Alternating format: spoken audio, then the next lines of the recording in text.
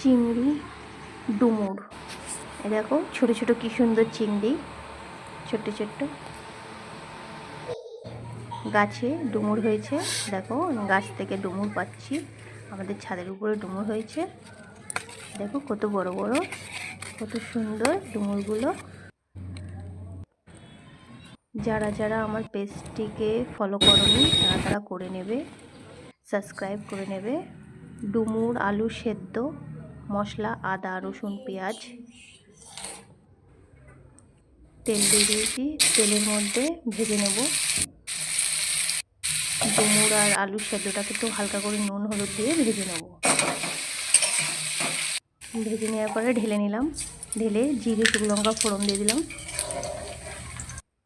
এইবারে মশলা দিয়ে দেবো, আদা রসুন জিরে শুকনো লঙ্কা পেস্ট।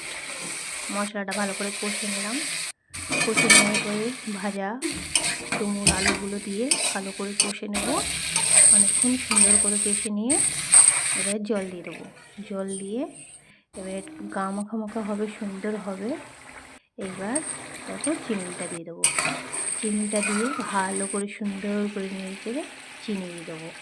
চিনি দেওয়ার পরে দেখো কত সুন্দর হয়েছে। এইভাবে ডুমুর রান্না করলে খুব সুন্দর লাগবে।